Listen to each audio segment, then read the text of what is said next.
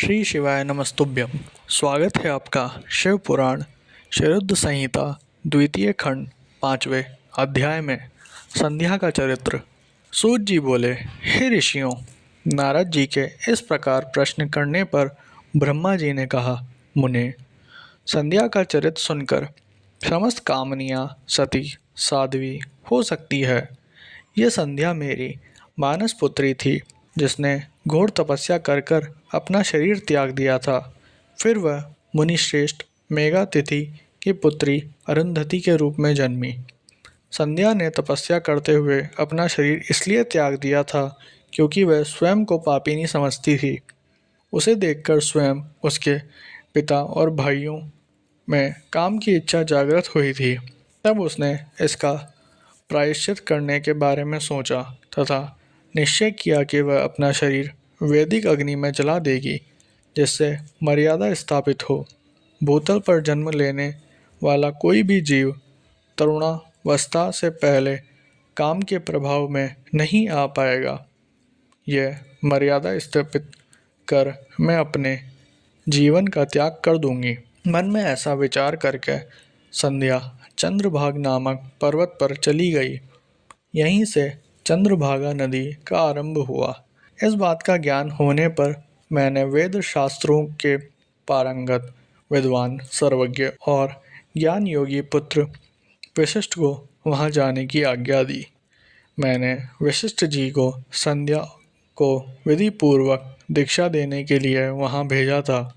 नारद चंद्रभाग पर्वत पर एक देव सरोवर जो जलाशयोचित गुणों से पूर्ण है, उस सरोवर के तट पर बैठी संध्या इस प्रकार सुशोभित हो रही थी जैसे प्रदोष काल में उदित चंद्रमा और नक्षत्रों से युक्त आकाश शोभा पाता है।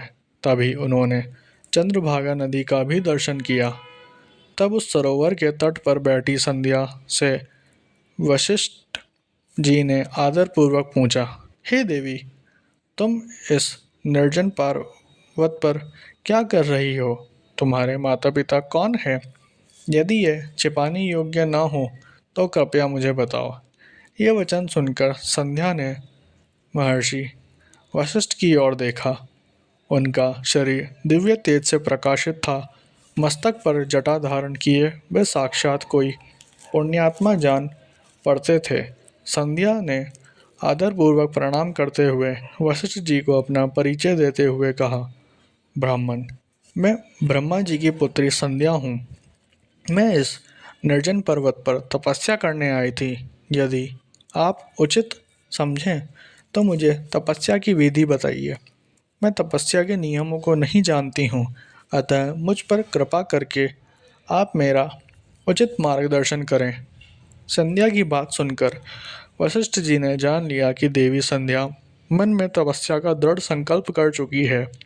इसलिए वशिष्ठ जी ने भक्तवत्सल भगवान शिव का स्मरण करते हुए कहा, हे देवी, जो सबसे महान और उत्कृष्ट हैं, सभी के परम आराध्य हैं, जिन्हें परमात्मा कहा जाता है, तुम उन महादेव शिव को अपने हृदय में धारण करो।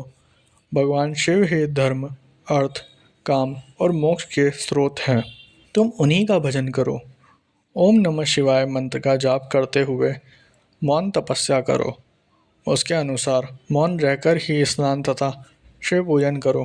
प्रथम 2 बार छठे समय में जल को आहार के रूप में लो। तीसरी बार छठा समय आने पर उपवास करो। देवी, इस प्रकार की गई तपस्या ब्रह्मचर्य का फल देने वाली तथा अभिष्ट मनोरथों को पूरा करने वाली होती है। अपने मन में शुभ उद्देश्य लेकर शिवजी का मनन व चिंतन करो। वह प्रसन्न होकर तुम्हारी मनोकामना अवश्य पूरी करेंगे। इस प्रकार संध्या को तपस्या की विधि बताकर और उपदेश देकर मुनि वशिष्ठ वहाँ से अंतर्ध्यान हो गए।